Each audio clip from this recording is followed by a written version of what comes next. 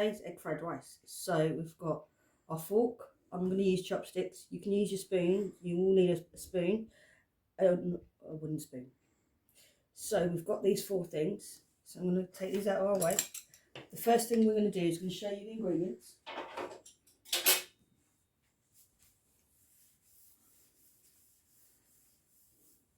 Make sure your area is tidy and clean.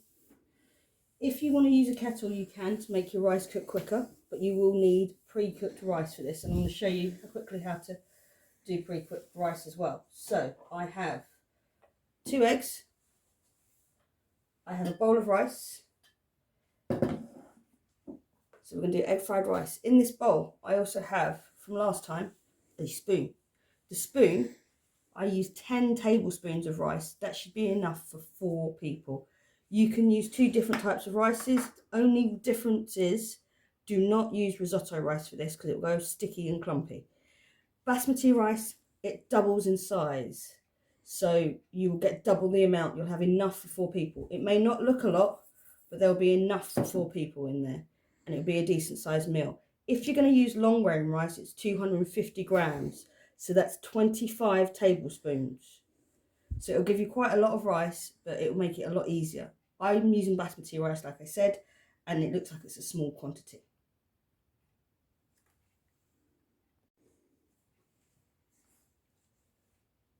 You will need something to drain your rice in.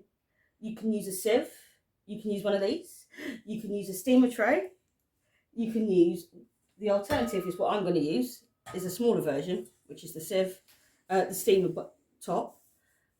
I find it easier, like I said, you can use a sieve because you get the smaller amount, but I find it easier to do that.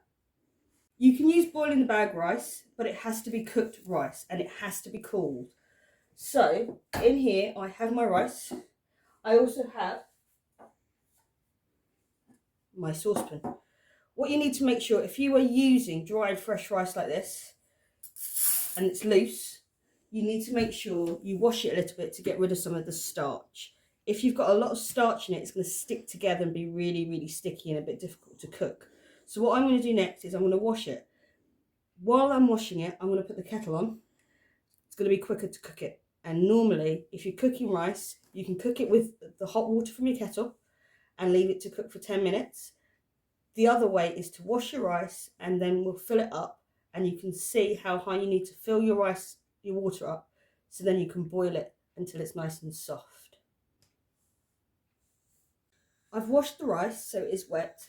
You've got to be careful when you do wash your rice that you can put it in a sieve and you can drain that water out, or you can put your hand underneath and catch any little bits of rice. You've got to be warned though, you've got to be careful you don't drop it in the sink. In my measuring jug, I have 200 mils of hot water. I boil the kettle and I'm going to pour it in.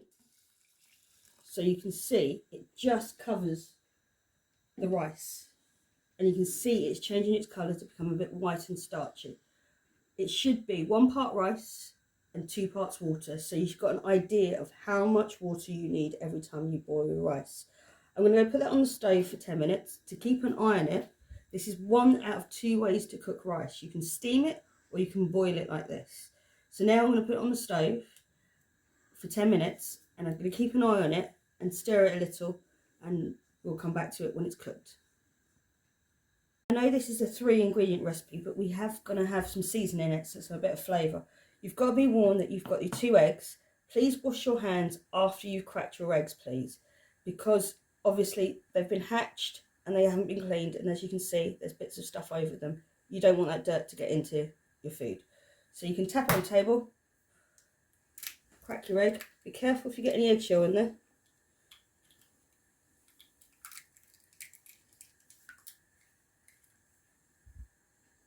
It doesn't matter if the yolk is cracked. You can also crack it on the edge of the table and put it in as well. So I'm just going to put these in the bin and I'm going to wash my hands.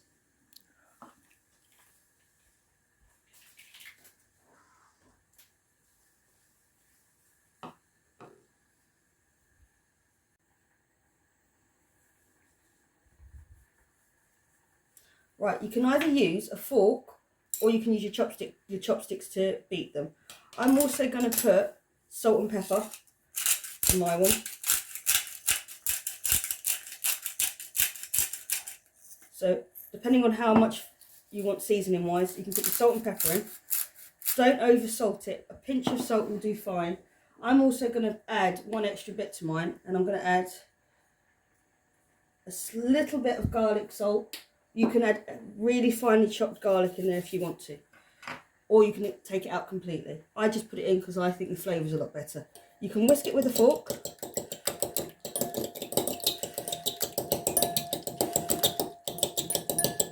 You can tip the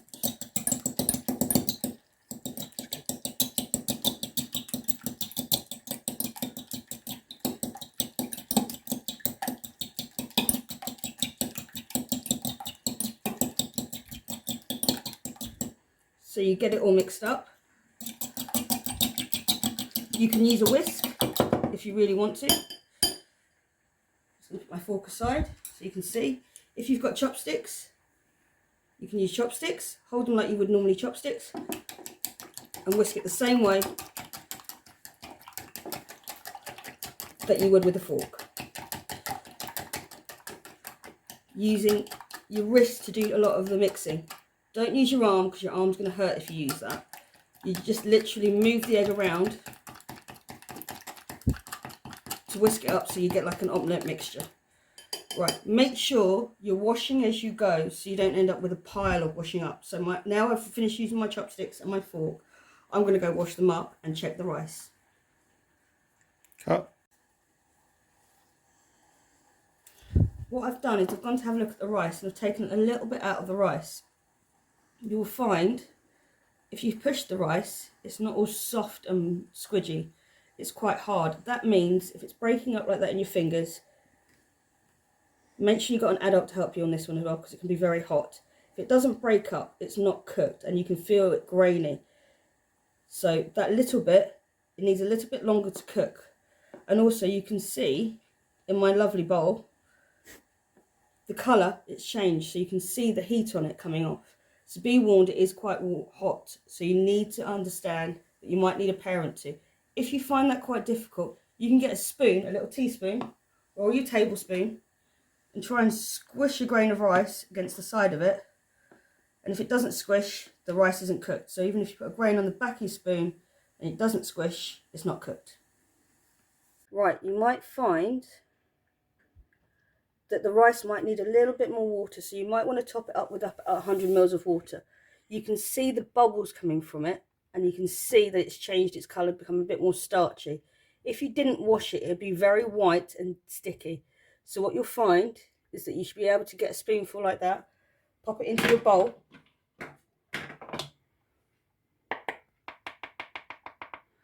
and it should be able to squish the rice grains. I'm going to show you here so you can see on the back of my spoon, it goes flat and mushy, unlike the last time where it was really still quite hard.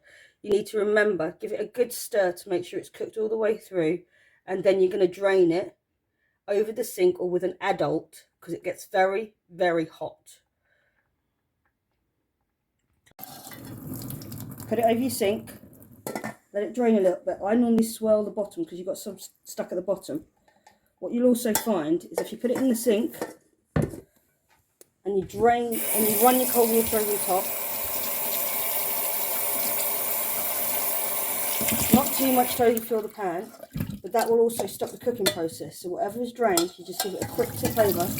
So now you can see a lot of that excess rice has disappeared. You leave it to drain. Give it a really quick shake over the sinks. Leave it to drain, and then leave it to cool. You can use one of three things to stop your egg from sticking to your frying pan. I'm going to use a frying pan because I don't know if all of you have got woks. I have a really big wok, which is really good for cooking this in because it gets the heat all the way around. What you also have to worry about is when you've got a frying pan, the heat doesn't go all the way around and it tends to heat the bottom a lot more. So this is going to cook a lot quicker for the egg in this than it would in a wok. You can use sunflower oil, you can use spray oil, or you can use butter to stop your egg from sticking. but I'm going to pick with the sunflower oil spray. It's going to be easier for me. Cut. Right, you've got your frying pan. Make sure there's nothing in your frying pan that's yucky or anything like that, and it's all washed and clean. Your handles, don't have it on the side there. You want to move it so it's not over a flame or over a heat, so you turn it around, okay? The other thing is you've got to be wary of, if there's any liquid in this, or if you've washed the pan, like you can see the water marks, you need to let the pan heat up. So then the water evaporates. You don't want to mix oil or butter or spray oils with water. It's a fire hazard. So I'm just going to wait till this heats up. And also the other good thing about having a little drop of water on it is you can see that the pan is getting hotter and hotter without having to get a special pan that heats up red to show you where it is. So once the pan is hot and you can see all that water is evaporated, which I can now see, I'm going to spray my oil on it. So I've got a lining or a coating of oil. You only need a teaspoon of oil or 10 grams of butter to do this recipe with. I'm going to get my egg, put it in the middle. Give it a good shake. You can use your spoon to clear out the bowl as well. It doesn't have to be neat.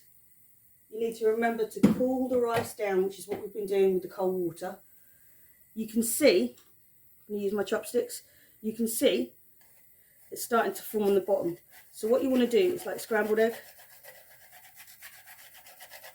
And if you don't have chopsticks, like I do, so you end up with bits like that, you can get your spoon and you can stir it round. So you're breaking up the egg. You're not going to cook it all the way fully because you're going to cook it around that rice. So you're just going to let it have a layer first so you can see it coagulating around. Once it starts doing that, you're going to get your rice.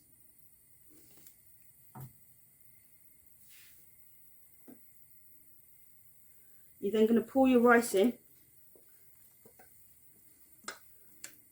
Make sure you get all that rice because you don't want to waste any.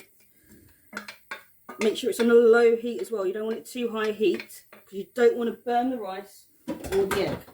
So you then just want to mix it together. And as you can see, it starts coming and coating the rice, so you get your egg fried rice.